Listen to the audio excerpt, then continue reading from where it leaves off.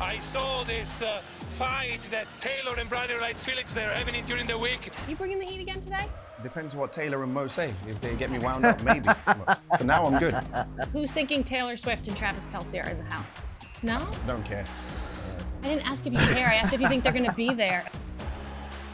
What's up, everybody? Welcome to This is MLS. We're going to get you all set for match day 9. We have some big matches to discuss and a little bit of drama. And the team to do it with me today always brings the heat. We've got Bradley Wright Phillips. We've got Mo Adu. I was almost going to call you Maurice Adu, but that would mean we're getting real serious. And Taylor Twellman. BWP, you were fired up last week. You bringing the heat? You bringing the heat again today?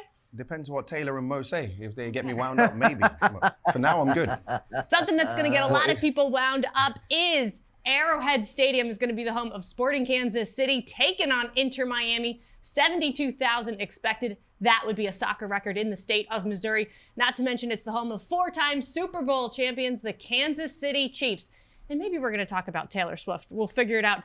Taylor, how are these messy games different for the away players? We know that for a lot of the clubs going up against Inter Miami, it's every team's Super Bowl.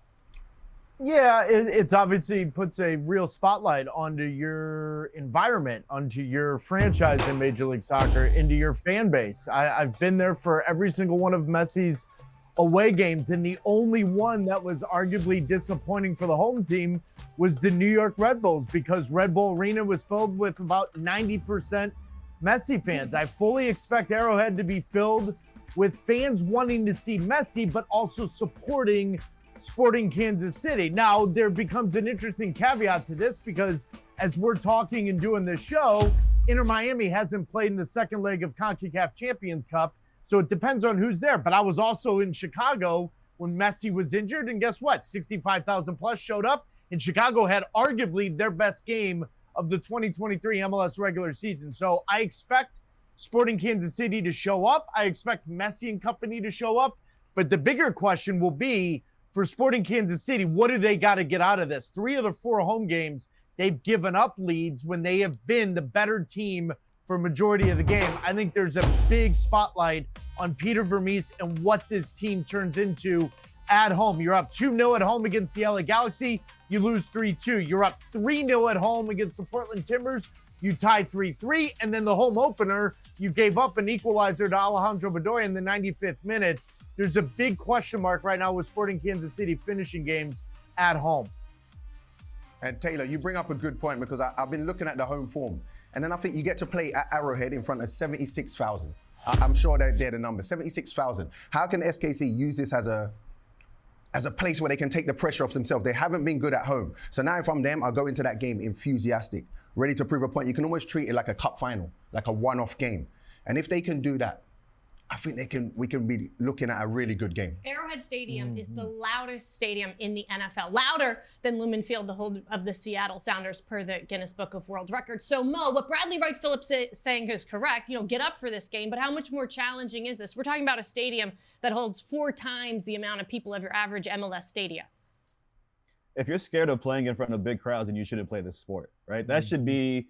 You should be able to get up for games regardless. And then when you throw into the equation these different factors, a bigger stadium, a bigger audience, against some of the most elite players this sport's ever produced, it should be a no-brainer in terms of motivation and finding ways to get yourself motivated and prepared to play in this matchup. The one thing I would add to what the guys have already said, Taylor brought up a good point about the home form. That's the key thing for me with Sporting Kansas City. And you're playing against an Inter Miami team that can score goals. They lead the league in goals scored with 16.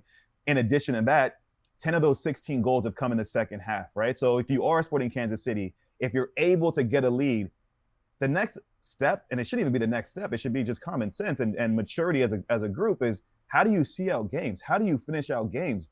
Home field advantage should be a home field advantage. And for whatever reason, that has not been the case for Sporting Kansas City. The other part is, we were on the call for the game against Galaxy, the game that you talked about, Taylor, where you're up 2-0, should have been 3, could have been 4, you lose a game 3-2.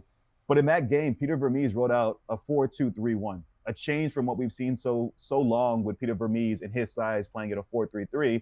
And what it did was it brought Willie Agata, a man in form, leads the team right now with 3 goals, and it also allowed Alan Pulido to be on the field together.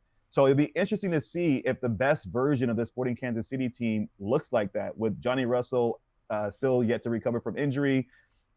I'll be intrigued to see what that best 11 looks like going forward when everybody is fully fit, because that 4-2-3-1, it worked incredibly well, especially in that first half against LA Galaxy. Sporting Kansas City will have to be able to close out games against Inter Miami this weekend, which has been their Achilles heel thus far. Before we move on, who's thinking Taylor Swift and Travis Kelce are in the house? No? I don't care. I didn't ask if you care. I asked if you think they're going to be there. Oh, Taylor knows something, huh? What? He knows something. Let's keep our eyes on that. See, Brad, don't be. You're supposed to be fun. Come on. All right, Atlanta United. Taylor, you said at the beginning of the year this could be the best home team in Major League Soccer, and so far they have been. Issue has been on the road. 1 point so far, 3-0-0 at home. The last time Atlanta United was 3-0-0 at home, 2018, the year they went on to win MLS Cup. Why such a difference at Mercedes-Benz Stadium? It's interesting. Honestly, that's why the reason why Atlanta United hasn't been the same team since they were in 2018, 2019. Guys, when I go back to the first 3 years in Major League Soccer for Atlanta United, they had the most wins at home, 17, 18, 19. They also had the most wins on the road in 17, 18, 19. And the biggest issue for Atlanta United since that point is they haven't been as dominant at home, but more so they've been abysmal on the road. And I think Gonzalo Pineda went into last year and said, we got to get back to a little bit of making the Benz ours, making sure that it is our home field advantage, that the opposing team comes into this building and feels uncomfortable. Recently on my podcast Offside, I spoke with Giacomakis about that. And he said the first experience he had in Mercedes-Benz, he said it's the best stadium he's ever played in because it's so imposing for the opposition. They have full aspirations of winning every single game at home. And Mo and Bradley, they're going to have to, because they are shockingly bad when they go on the road. And if they are going to do that at home, they're going to be in the conversation for the best team in the East. Until they figure out something on the road, they may have to win every game at home the way this is set out in 2024 so far. And Taylor, listen, that's pressure that I'm sure Gonzalo Pineda, Atlanta United fans, and Atlanta United players will welcome, right? The Benz is an incredibly special place. Jill and I did quite a few games there over the years. It's a special place. The atmosphere that you described, the way that it's an intimidating environment, the way that it allows Atlanta United to play the expansive, transitional at times football that they want to play, all those features are available to them at home. But the reality is it's really hard to go and be perfect at home. So going on the road, to me, first and foremost, the mentality has to shift. If you've been this poor on the road, this is where leadership has to step up, whether it's Gonzalo Pineda on the sideline or veteran players on the pitch, taking the initiative and saying, listen, whether our starting point is to make sure that we don't concede. Our starting point is to make sure that we don't lose this game on the road. But something has to change. You have to relieve the pressure of having to win every single game at home, especially if you want to have success when playoff time rolls around as well. At 2-0-0, the New York Red Bulls, the only other perfect home team in Major League Soccer. The Philadelphia Union, the only undefeated team in MLS, and that is their opponent this weekend.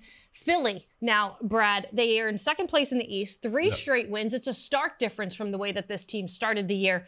But at second place, off paper, where do you rank them in the Eastern Conference right now? Among the best teams. We can't deny that. Listen, the style of play that Philly use, it sets them up for success. And then they have goal scorers like we're seeing here. They have Ura, Carranza, guys that gets goals. They compete all over the field, but we can't underestimate the consistency. Since 2021, they finished first, they finished second, fourth. This is not an accident. Jim Curtin has built a team that knows what they're doing. They understand every moment they're in every phase of the game. So this is a team that you have to put up there at the top of the East. Come end of the season, they will be challenging for the title of the East. But you think they're a team that stays at second or around second? Around there, for sure. They're too consistent. They got too much pieces in that team. I've criticized them for being a little hot and cold, but every year they're up in the top five. They're in the top five. They're always in that conversation. Brad, I'm glad you said what you said, because you know I don't tolerate any Philly slander for obvious reasons. But I agree with you. And when I look at this Philly team, Jim Curtin's done an incredible job of establishing an identity first and foremost, but then also one of the trickiest parts about managing a team year on, year on, is maintaining a level of consistency. Part of that consistency starts with having a consistent spine, and they've done that. They've been able to keep that spine together. The likes of Andre Blake, your Jacob Blessness, your Jack Elliott's, your Bedoyas, and your two front pieces as well. But I still look at this Philly team and kind of going off your point there about will they be in the top 2, top 3 in this conversation. That's great, but ultimately the Philadelphia Union want to be a team that's winning MLS Cup, not just being in the conversation and saying, and us talking about them being one of the most successful clubs over the years. They want to have trophies and tangible items that show for that. So I look at this team and I say, I love the continuity. I love the way that they integrate young pieces. Quinn Sullivan stepping up this year, playing significant minutes. Jack McGlynn already has established himself as a big part of this team. But that summer transfer window, I look at how do you go and add a couple more pieces that now take you across that finish line that you've been chasing for so long. I got to tell you guys, Jim Curtin's the best high school coach in Major League Soccer. When you offer free days off, an extra day off for a win, you're offering pizza. What's next? What else is he going to have to do to motivate this group? Good on Jim Curtin for finding something to motivate the same group that he's had, because that is the most difficult thing. When you don't have a lot of turnover, you got to find buttons to push. Who would have thought it'd be free pizza and extra days off? That would work with this group. Smart. That would work with this group. The top 2 teams in the Western Conference also kicking off. You got number 1 Vancouver taking on number 2 the LA Galaxy, and we all know there's going to be goals. It's a 3-way tie with these 2 clubs and the Portland Timbers on tied for the most goals in the West at 14 apiece. And we know you at home have been listening to This Is MLS, but Bradley, Vanni Sartini's been watching as well. Yeah. That Taylor and Brother Light Felix they're having during the week about that we're not having a superstar or whatever. First of all, we're gonna offer something to Bradley every time they comes here because he stick for us. But at the same time, that's our philosophy. The way that we play, the team is the leader. Everything needs to be done almost scripted with all our movements, both offensively and defensively, and it's been a beauty to see the team today. What's he offering? That's what I want. That's what I want. That's the question there. Don't act like you didn't get a text message. I didn't. I've never seen this as well. That's amazing. Thank you, Vanni. You coach your team very well. Look at Brad. Look at him. When I get there, I need free beer and I need free food. Just let me know where to meet you. You're a cheat, Dave. That's all. So on paper, these are the 2 top teams in the Western Conference. But big picture, Brad, are these the number 2 teams in the West? Yeah. I think Come so. end of year. I think so. From what I'm seeing early in the season, I have to stick with my guns. We've spoke about LA Galaxy a lot this season. They've made huge change. They're looking good. They have the attacking pieces. And then you know how I feel about Vancouver. I just think that's a well-coached, well-balanced side with, again, no superstars. But that's what I like. It reminds me almost of our Red Bull side. You know, across the bridge, we had NYCFC, they've got Pirlo, they've got Villa, they got all these stars. And we were there, little old Red Bull, we're working every week. We've got players that can make a difference in a game. And I see that with the Vancouver side. I see a consistency. They're good at home.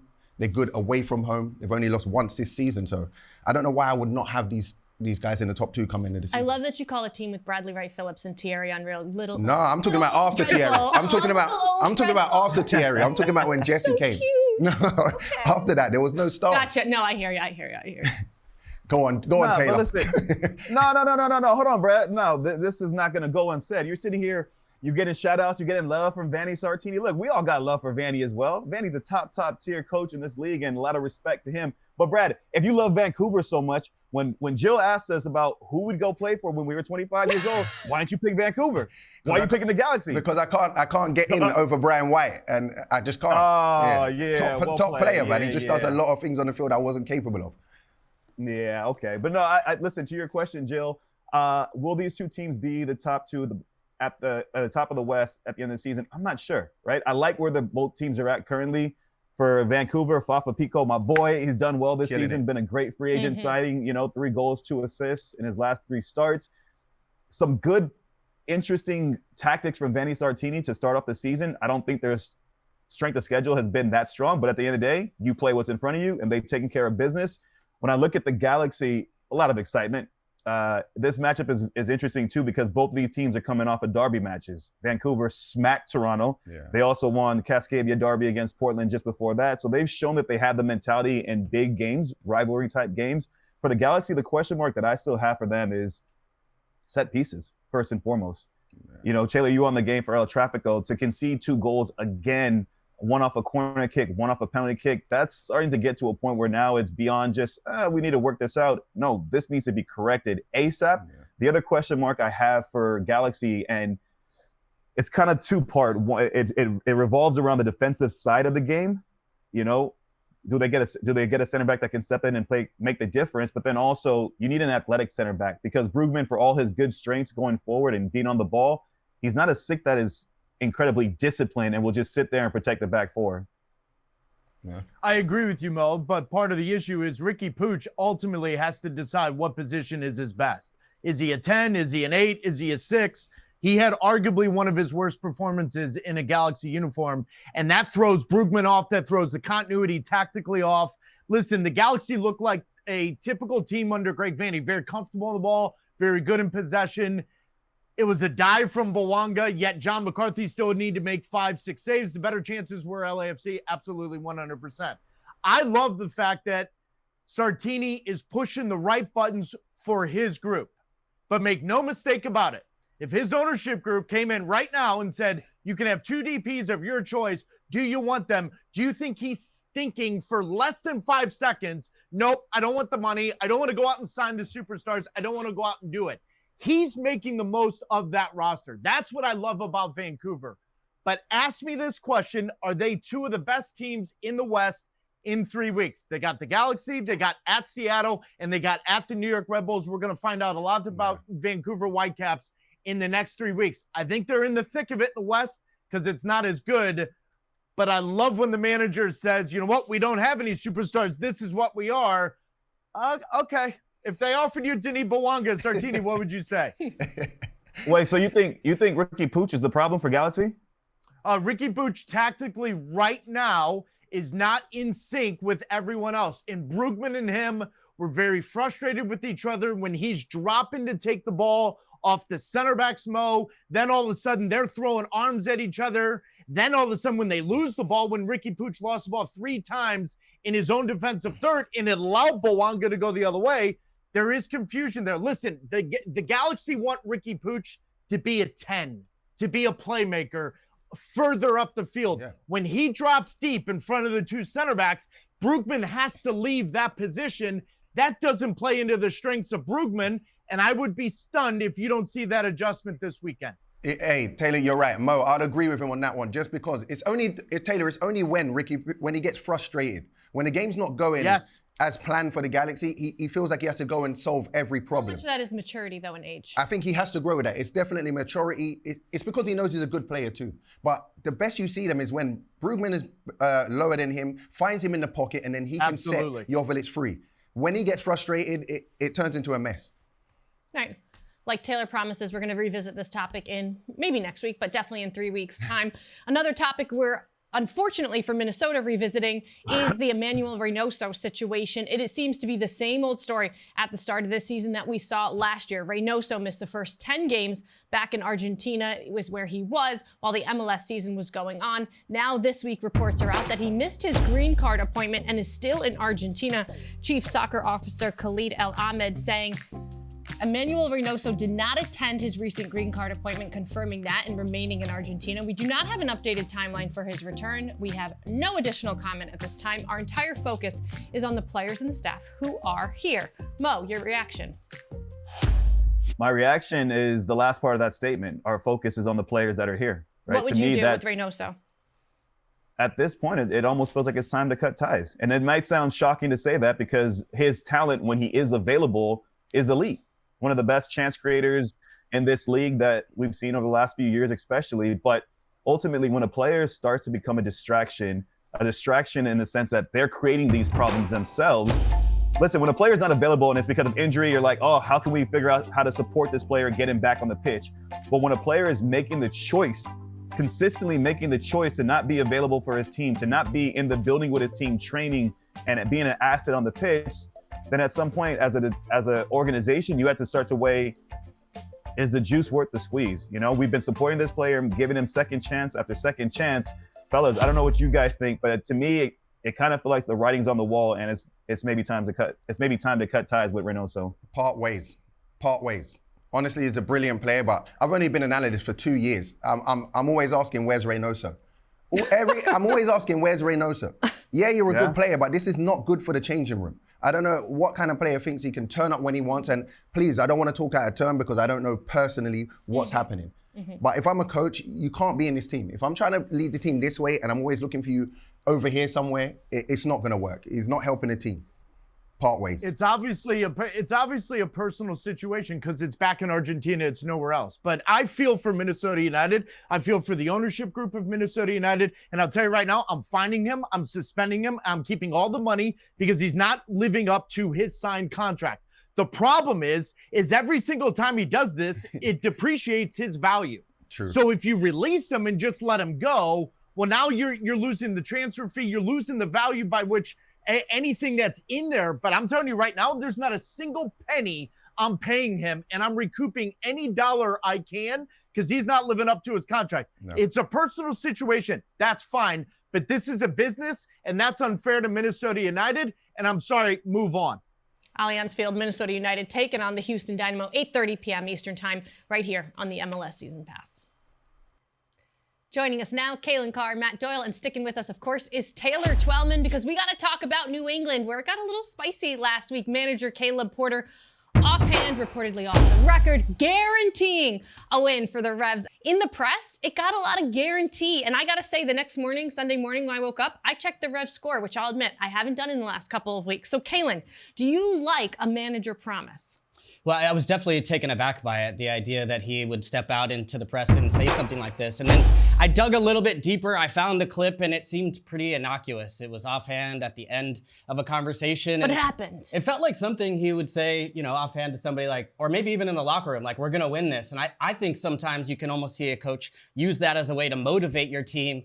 But then he kind of walked it back, and the performance as well was important as far as getting the result. But I thought they were pretty fortunate coming out of this one with the win, with the chances that Charlotte had. Yeah, promise or not, this is a team that doesn't look like they know what they want to do with the ball. And that is a massive issue for the Revs, because if you look at them just personnel-wise, they're not built to play against the ball. They don't have guys who go out like DC United or the Red Bulls and just win the ball time after time after time all over the pitch. They need to be organized and structured when they're building out. And if they're not, that starts a failure cascade. And we've seen it time and time again this year, including in the first 10, 15 minutes, where, as you said, Kalen, they're very fortunate not to be down 1-0 at that point. Now, they still have a match winner in Carlos Gil. I think Giacomo Vrioni up top has rounded into form a little bit. I think he's been better than advertised.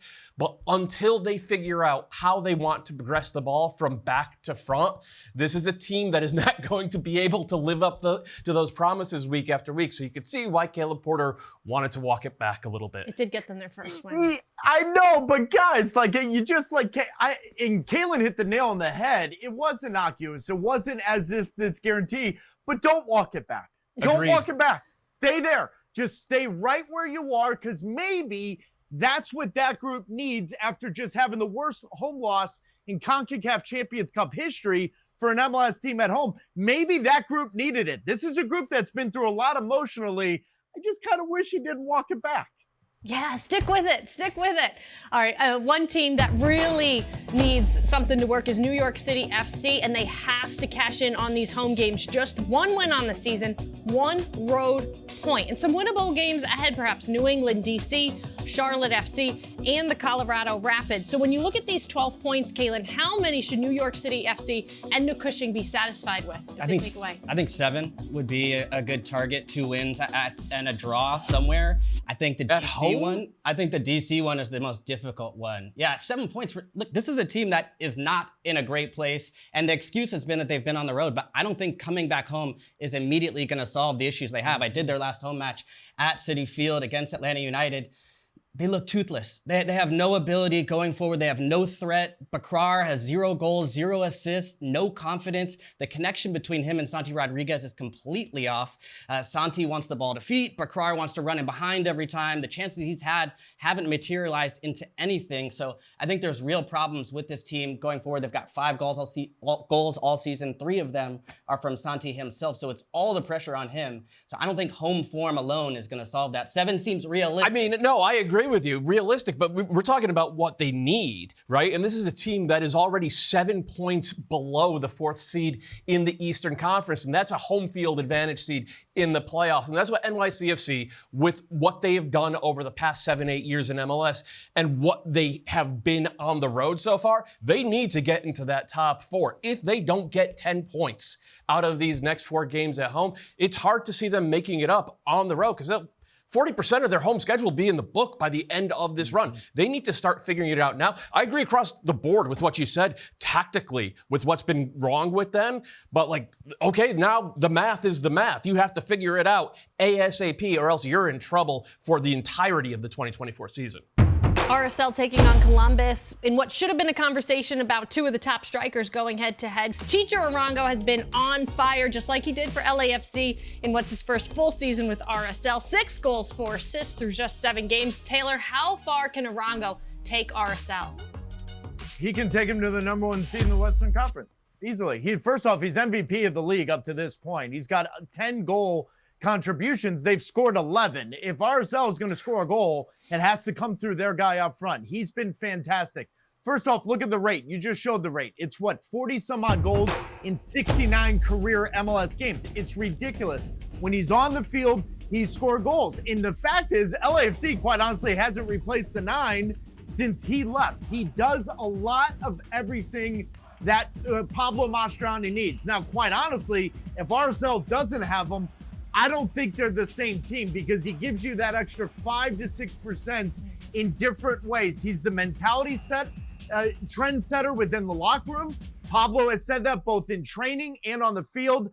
I could see Arango, especially this summer, if they go out and find one other piece, which is what they're saying behind the scenes they're going to do so, wouldn't surprise me whatsoever in a unpredictable Western Conference if he ends up with 25 to 30 goal contributions and they end up being in the top 2 seeds in the West. Absolutely, he's MVP of that situation. And the key, Taylor, is when they're playing well, he adds value, he raises their ceiling. When they're playing poorly, as they did last week against Minnesota United, he rescues points for them. And he does this by playing off the ball, and he does this by being a physical presence on the ball that is probably overshooting what he looks like just to the naked eye. He's 5'9", 5'10". He's not a big guy. He inflicts his will physically on opposing center backs, and he finds chances even when things aren't going right. That is the definition of what an MVP is in this league. Matt, to that point, what's very interesting is Jesus Murillo, when LAFC signed him,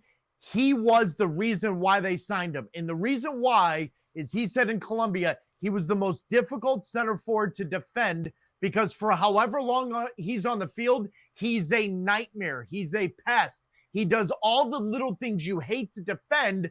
His own center back of LAFC helped LAFC recruit him because how much he hated playing against them.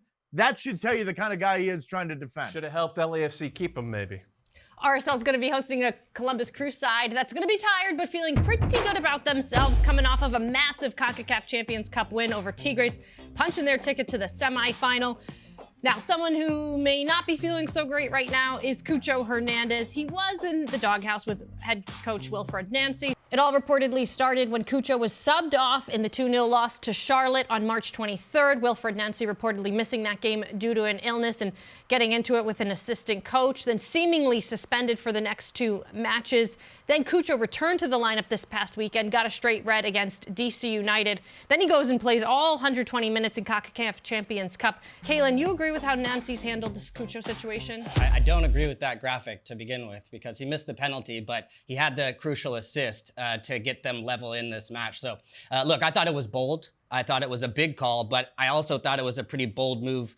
The way they played, going to El Volcan, playing out of the back to begin with against Gignac and Tigres, no Aiden Morris. But what are you going to argue with is the results. And that's why I thought this one was so massive. If you take a risk and you leave your DP out for 2 matches, that first leg, they still get a 1-1 draw at home. Then they go on the road. You bring them back into the team.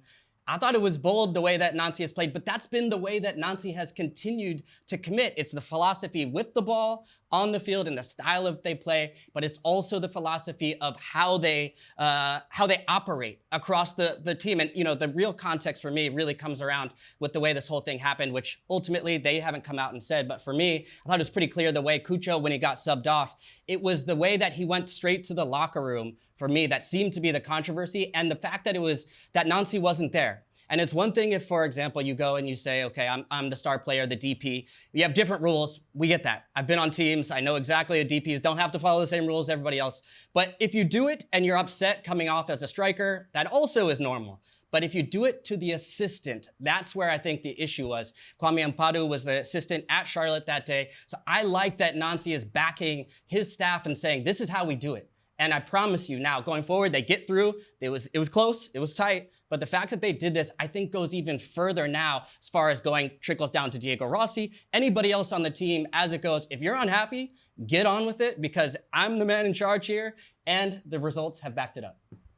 Portland taking on LAFC. Another manager that was kind of working with his guys was Phil Neville. What a comeback it was for the Timbers to get a result at Children's Mercy Park last weekend. They were down 3-0 to Sporting Kansas City, and Phil Neville said after the game, I was questioning whether these players would be Portland Timbers at halftime.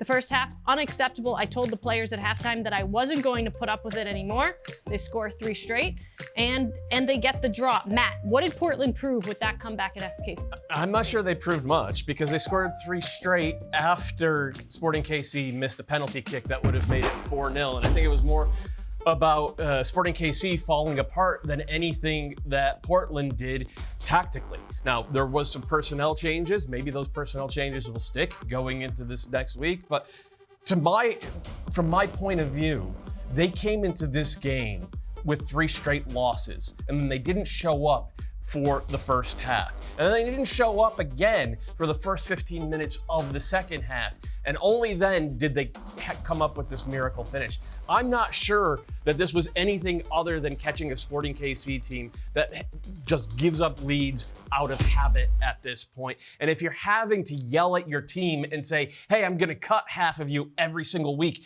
at halftime, that is not a permanent fix. This is still a team that is struggling right now. No wins in 4, only 1 in their last 6. I'm not sure you take anything from this and spin it forward into next week. The Timbers have conceded 3 goals in 3 straight games. Let's talk about the opposition. LAFC, they showed us in El Tráfico. Taylor, you were on the call. They want to sit deep. They want to wait for Denny Bouanga to get his chances on the counter. Now they go to Portland, a team that likes to have the ball. How is this going to fare for LAFC at Providence Park?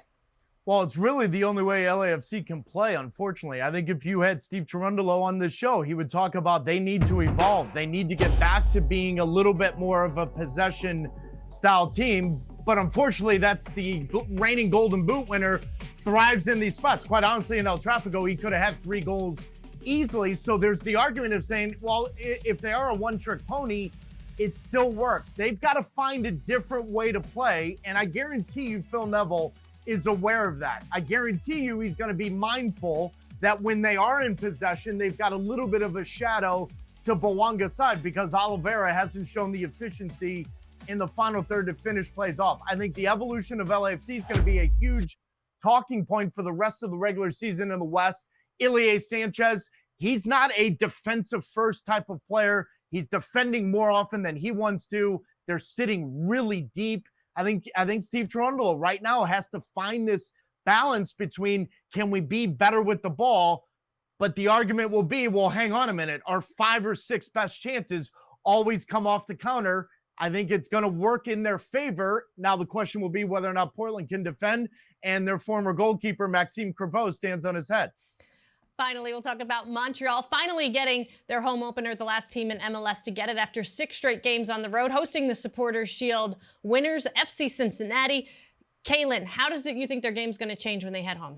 Well, it's difficult to put a finger on at this point because they got off to such a fantastic start with 7 points and had really changed their philosophy or sacrificed it at least to start to be more pragmatic. Laurent Courtois played a little bit more defensive and then looking to hit on the counter, and it worked. But then these last 3 matches, it start to fall apart at the seams. And so now I'm starting to question, how do they evolve? Ultimately, we know where they want to get. They want to have the ball at their feet from his style of play, coming from Columbus Crew. Everything we've seen him do in the past has been that way. But now losing 5-0 against Seattle, is this the moment to do it? And I think that's the hard part, is the confidence in this group is low right now. I don't think you can immediately shift to go to this attacking, free-flowing style of football and to impart your ideas. You have to kind of first get some solid footing coming back home, get results because they've lost the last 3, and then try to get your philosophy on page. I think if you had asked us before if they would come home with 7 points from the 6-game road trip, would that be good? I think we would all agree. It's the way it happened, right? Those first 3 games were really promising. The last 3 games, not as much. There's a lot of things you can point at. I think they're defending a little bit too deep. I don't think they're getting enough of the ball. One of the big ones for me has been the play of Dominik Yankov, the Bulgarian-Canadian number 10 that they got this offseason. He hasn't been as advertised so far. Now, it's a tough transition going from Europe in the leagues where he was at into MLS and expecting to run the show. It hasn't happened. What I will say is that with Laurent Courtois, if they start playing the way he wants to play, which we're assuming is Wilfried Nancy, Columbus Crew style soccer, they need Yankov to be very good. They need him to be a guy who could pick locks in the final third and who could actually run the game from central midfield a little bit as well. He hasn't showed that yet. Early days, though.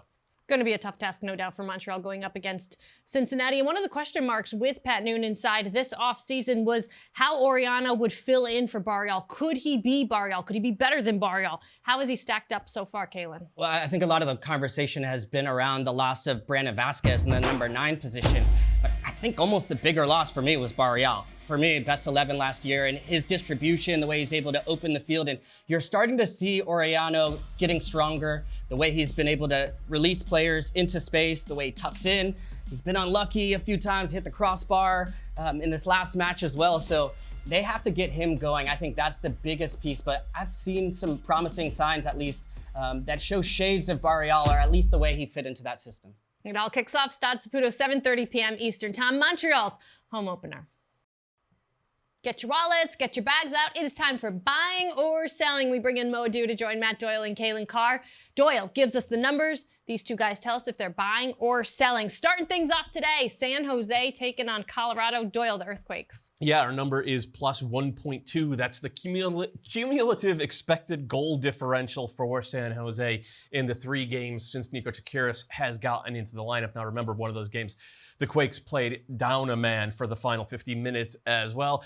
Look, we bang on this every week. San Jose need to find an identity, and this kid in particular is one who we have said for a long time that should be in the starting lineup. He got healthy. He's in the starting lineup. They're playing better. They even have a win in that time. So, Kaylin, I'm just going to let you take a victory lap. You called it, Kaylin. You called it like 3 weeks ago. Yeah, I was trying to buy this, but it wasn't on the market. He wasn't healthy yet. And Shakir, since he's come in, has made a big difference. A really nice assist in this last one. I think he should get an assist for that pass over to Bobasi. But the Quakes, I am not buying. They've lost 6 of their last 7. They've given up the most goals in MLS. So 3 goals on the road should equal 3 points. They got 0. They have to fix that. I am not buying. You're last in the league, San Jose.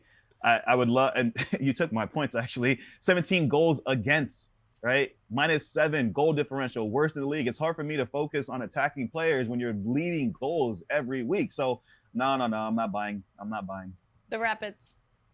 The Rapids, our number is 33.1. That's the percentage of passes Colorado hit that go forward, which is the bottom third of the league. They look more like a Columbus or a LA Galaxy at this point than they do like a Red Bull squad, which is surprising to me, frankly, because they hired Chris Armas, and I thought that it would just be energy drink soccer.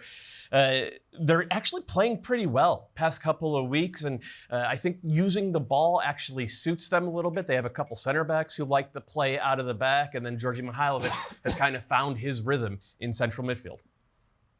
Ooh, this one I'm conflicted on. I'm not buying that.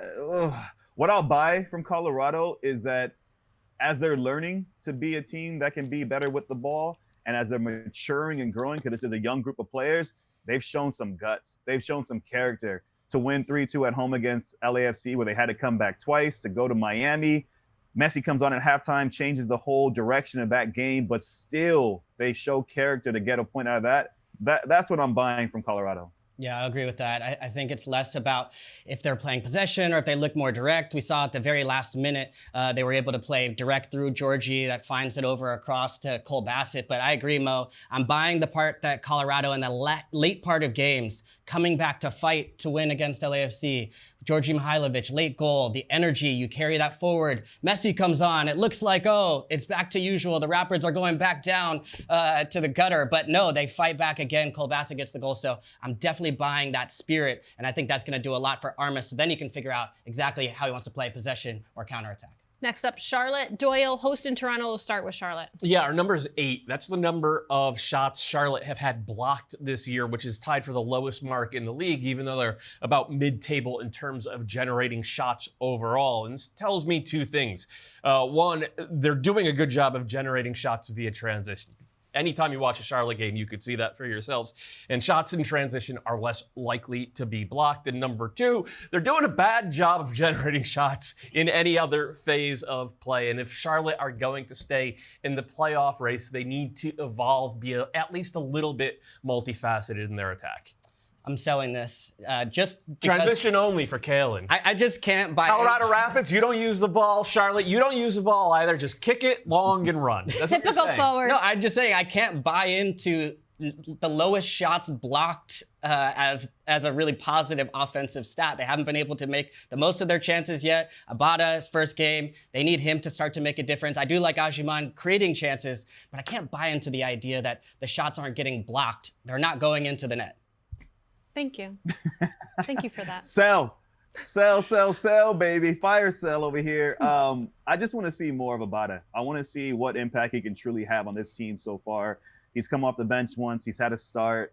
So I just need to see more from him to see if he can be as impactful as everyone hopes he can be. But I don't love those. I don't love those stats, to be honest with you. All right, so you guys, you're selling the stat. Yes. You I like the rest, You but don't this like one the stat was a choice. miss. Yeah, this was a miss for me. Picky. You guys are. Then you look up the stats. Hey, this next is like time, week you two. 6. That never You gotta happens. bring it, Doyle. This is like week 6. Yeah, I mean, it's good, right? We Yeah, you know what? I think we're gonna flip the script next week, and Mo and Kaylin are gonna come with the numbers, and we're gonna buy Nah, Doyle does a great job. Doyle does a great job. Toronto. Changing his tune now. Our number is 7.48. That's Toronto's total XG so far in the 2024 MLS season. That's 25th in the league, and it's the story that we thought. As soon as Lorenzo Insigne went down with an injury, their attack dried up and created sort of a failure cascade in possession because they don't have that threat going forward. That has made them significantly more vulnerable defensively as well. They're just not built to survive a prolonged absence from either of their DPs. See, guys, this is why I said Matt needs to stay in that chair bringing these stats, because this one Mo's gonna show I up am like they have buying 4 goals. wholeheartedly. Yeah, no, I'm walking here with a sack of cash right now because you can take my money on this stat. I agree. Nice. This roster is too top heavy, and we're seeing the direct impact of that with Insigne being out. They've only scored, what is it? I think 6 goals so far this season. Insigne scored 2. He has 1 assist, so he's contributed to half of the goals that are being scored so far. Bernadeschi is yet to score a goal or have an assist so far this season. So there's not enough depth. There's not enough pieces that can consistently contribute to this side in the attacking phase of the game. And that's being reflected so far, especially in that last result against Vancouver. Yeah, I'm buying Doyle not leaving and making us do the stats. Threaten them with a little bit more work, and all of a sudden everybody's buy. No, I'm buying this as well, just because even with Insigne, the XG was not great before. The goals that Insigne scored, Mo, you mentioned the 2 of them, they were bombs from difficult angles from outside the box. So they haven't been able to create enough opportunities that are really going to be repeatable opportunities that without Insigne, they can withstand this. So they've got to figure that piece out. And the back line that was keeping them so strong so that they didn't need many goals to make a difference, that now has started to disintegrate. So they got to figure both sides out. Also in the East, DC taking on Orlando. Doyle, start with DC. Yeah, our number is 8.1. That's the average distance in yards of shots that Christian Benteke is taking so far this season. Among all center forwards with at least 100 minutes, it's easily the best mark. We've praised Benteke over the past year and a half for the work he does as a fulcrum, as a focal point, because he is just a monster in the air. He wins just about every aerial. It is nice to see DC actually figure figuring out a way to feed the big man as well. I just think it bodes so well for DC going forward for the rest of this season. Yeah, I'm buying this big time. And it reminded me of a conversation I had last year with Wayne Rooney, where he said that he wanted Benteke to get into the box, make better runs in the box, to get into better positions. But there was so much asked of him as far as hold-up play. They'd play long through him every time, that he couldn't actually get close to the box in most situations. Now, DC have won the ball much higher up the pitch. I think they're in the top 3 in the league as far as winning the ball in the final third. So Benteke's in much better spots to begin with. So I'm buying this one big time. I'm buying this because sometimes we take away the value of putting a star player in the best situation to succeed, right? You bring in Benteke and you recognize what his skill set is. You recognize what his strongest attributes are, but he's not being supported and allowed to thrive in those ways. This season, we've seen a much better version of DC in terms of catering to their star man and supplying their star man. So I like the way that this team is transforming. And for that reason, I'm buying. I mean, the man did kick off week 1 with a hat trick, who can doubt that? What about Orlando City? Yeah, we'll talk about the star man on that side, who has not been a star this year. Our number is 1. That's the number of shots on target Facu Torres has so far in 2024. It's just about mid-April, and he basically hasn't shown up yet. Part of this is on him. He has not been good, but part of this as well is that Orlando's attack has been dysfunctional. They need to get a true chance creator out there, and I know that Oscar Pareja has been really hesitant to use Martin Ojeda as a number 10, but you've tried everything else at this point. Martin Ojeda, his chance creation, his numbers have been very good, both in Orlando last year and before that in Argentina. It's time. Just get Martin Ojeda out there as the number 10 so that Facu Torres can start to eat in 2024. Ooh. So buying would mean that I agree with Facu hasn't been effective, correct? You can buy whatever you want, Mo, and then we'll decide whether to buy or sell that. So, okay, with that being said, I'm buying because I agree that Orlando just hasn't figured out how to utilize their best players. And for Oscar Pareja, a manager that I really, really respect within this league and his ability to get the best out of his players, coming off of a bye this past weekend, that's the challenge. How do you get this team? Because you have some really intriguing pieces, some exciting pieces, but figuring out what that best 11 looks like, more so what that best 4 or 5 players in the attacking phase of the game looks like, is the massive question mark for Orlando City going forward. Yeah, I'm buying the issue at hand, but I'm selling the Ojeda as the solution. I don't think he's been enough. I don't think he's been influential enough in the moments that he has played to earn that opportunity. And I think it really is more about working those pieces that you do have existing and those strikers. How do those two either create a pair, pick one? But that's, I think, the key for me as far as how they fix this in Orlando. 2 teams trying to get the offense going is Dallas and the Seattle Sounders, who take on one another 8:30 p.m. Eastern time. Now, with these 2 teams, these are teams that in the past we've seen goals from, especially the Seattle Sounders. So Doyle, take us through this one. Yeah, I'm actually going to focus on their defense a little bit. Our number is 35.7. That's the percentage that Nkosi Tafari's of aerials that Nkosi Tafari is winning so far this year for FC Dallas, which is unbelievable when you consider how gifted this guy is and how good he was last year for this Dallas team. I thought he was one of the 5 best center backs in the league in MLS. He got himself a U.S. national team call-up in January, and he has not shown up at all this year. And for a team that's a little bit thin at center back, for Nico Estevez having to bench Nkosi Tafari, things got bad. And none of this is going to turn around for Dallas until he rediscovers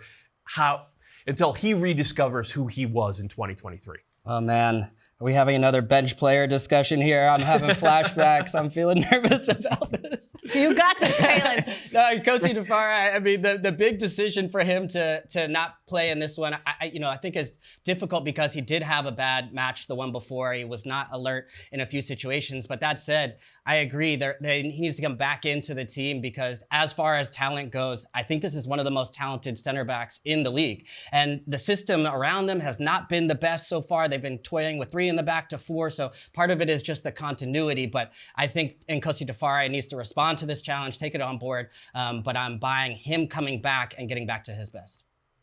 Yeah, I'm also buying the fact that Nkosi Tafari is such an integral part of this Dallas side. We look at their team last season, they survived and they made the playoffs because they were so good defensively. 37 goals against last season was the third best throughout the course of the league. They were average, middle of the table when it comes to scoring goals. So they leaned so heavily on being a back line that didn't concede too much. And so this season, they find themselves in a similar position. Through 6 games, they've only scored 6 goals, but they've had defensive frailty. So Tafari getting back to being at his best, which is at a relatively elite level within this league, is a critical part to FC Dallas finding some way to potentially turn this season around. Mo, you looked like at the beginning of this you wanted to say something else. Talk about another team. Oh, I mean, I wanted to tell you, well, you were talking about, Go ahead, take you your mentioned moment. benching a player, and I just, go for it. you know, we were talking about benching a player in Columbus. I saw you guys with that chat about Whitford Nancy and him benching Cucho. And as I was just listening there, I agree with Kalen. I think as soon as a player puts a coach into a position to make a decision, then you can't be mad at the decision that the coach makes. And that was the case with Cucho. Cucho did something that disrupted and was counter to what this culture had been created here in Columbus. And I felt like at that moment, you forced Wilfred Nancy to make a decision. Now, you can't commit the crime and then be upset with what the punishment is that's attached to that. And so with that being said, I also feel like Wilfred Nancy stood on principles, right? He's a man who has principles on the pitch. He has principles and values off the pitch as well. And that's what's really shaped this culture of the Columbus Crew. So I credit him. I applaud him for taking that, for standing consistently and his actions being consistent with his words and saying, you know what, we have built something beautiful here. If someone disrupts that, I'm going to be bold and make a decision that maybe some will shun or look down on, but it's worked out in their favor. And so he can applaud himself and I applaud him as well. For all of you at home, Mo was very bitter that we cut him out of the last segment, so we just wanted to give him Mo, I was that looking to tap you in, bro. Man, I was waiting. I was like, hey, what about me?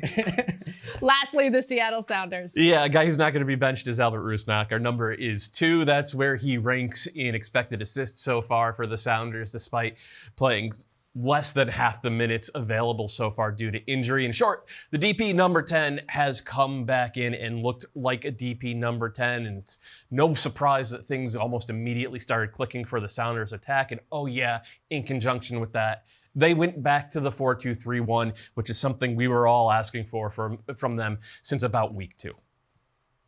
Oh, whoa. I'm buying this. I'm buying the fact that I like the 4-2-3-1. And I will say Brian Spencer, to a certain extent, I felt like his hands were tied or his hands were being forced based on the personnel that was available to him. And that's why we saw different formations. But the other interesting part about this is I agree. Albert Rusnak has looked good playing as a number 10, making runs out of midfield, just being really effective and impactful in the final third. The question now going forward and as players start to come back from injury is, will he stay in that number 10 position? Or is he going to drop back a line again like we saw last season with Pedro de la Vega coming back into the team? But I am buying this. Rusnak has been influential, and he's a welcome asset back to this group of players. Yeah, I'll buy this as well. And you saw the difference he made with that nice little combination play, getting into the box with those late arriving runs. And I'm also just buying Seattle. I remember, Jill, I said last week, it's looking bleak. It's not looking good, but I'm keeping the faith. You saw the 1 goal drop from Rui Diaz in style at that, and you could see from there the confidence coming back into this team. João Paulo now coming back soon, reportedly back into some training. So Played the last half hour last week, okay. So there you go. There you go. I missed it amongst all the barrage of goals there, but yeah, I mean, I'm buying the Seattle team as far as getting back on track. Keeping yourself honest. I like that. Both team with just 1 win on the season. Someone Looking forward to your numbers next week, guys. Can't wait. Come prepared. Can't wait. Come prepared. Time to cap off the show with a little more spirited debate, we'll call it. If you ask the people on Twitter, we don't talk about all 29 teams enough, but when we self-reflect a little bit, which fan base would you say would be most correct in saying we don't talk about this team enough, Brad? I gotta go San Jose. Why? But this is not our fault. I gotta go San Jose. But this isn't just our fault. What you say about him? If I'm a San Jose fan, if I'm an Earthquakes fan, and I look across the league on their social media, I'm not seeing too much coverage. But guess what, San Jose? Yeah, thank goodness. It's your Thank fault. goodness we're not talking about them. San Jose. What would we say about San Jose right now? Exactly. So they'll be mad that it's negative or they don't get seen enough, but it's your fault. You're not putting on performances on the field. Oh, Brad. We're not seeing enough good attacking plays. This was our It's chance only of redemption Espinoza. with the fans. I'm sorry, You're telling but San Jose it's they can see in my eyes that I'm being This is honest. Brad You're just right not doing now. enough on the This field. is- So I'd say San Jose. This is Brad over here. Brad's over here just reaching. He's reaching. Hey, Mo. Do you your do you talk favorite about San song Jose? right now is what? We No. don't talk about Bruno. What the hell is Bradley talking about right now? That's what I'm saying. They will be mad with us. They will be mad. I'll say There's no this coverage. is the same group that said, what the hell is Bradley talking about when he called the Vancouver Whitecaps his dark see? horse? But it is only April 10th. So let's keep moving. Who you got, Mo? Listen, I can kind of appreciate what you were trying to do there, No, Brad. you can't. Yeah, I know. I can't. I'm All not right. gonna lie. I tried it. Leave You me might out well to gonna dry. try to coach on it, but I can't. Listen, the team that we probably haven't talked about enough is Real Salt Lake. Chicho Arango right there in contention for the Golden Boot like he should be. Pablo Mastroeni's taken aside and added some tinks to it. They play a little bit different now. They're a little bit more ball dominant. They can create chances in different ways. Diego Luna's taken another step in the right direction. They got another 18-year-old, just turned 18-year-old, and Fidel Barajas, who comes off the bench, brings a spark, a little bit of excitement to this fan base. Oh, they lost Pablo Ruiz, one of the top midfielders in the game in MLS this season. And who steps in? You know, Anelka, he's done a good job in that midfield area now, getting more chances now just because of the likes of injuries. So I think Pablo Mastroeni, the way that he's evolved this team, they're in third place in the West for a reason, and be able to fill the role with Anelli in midfield, the evolution of some of their younger players, and their star player, the man that wears the armband, Chicho Arango, in contention for the Golden Boot. Taylor, I dare you to find a better team that we haven't talked about enough. Before you go, Taylor, just a quick one. Taylor, please, quickly. Yeah, no, go ahead, Bradley. Go Listen, ahead. Who do Mo, we not talk about enough? Mo, Austin, no, one sec. You can go in a second. One sec, Taylor. I promise you, this is going to be quick. You know I'm not full of words. Mo, we talk about RSL. We talk about them. Not enough. In this show. What do you mean not enough?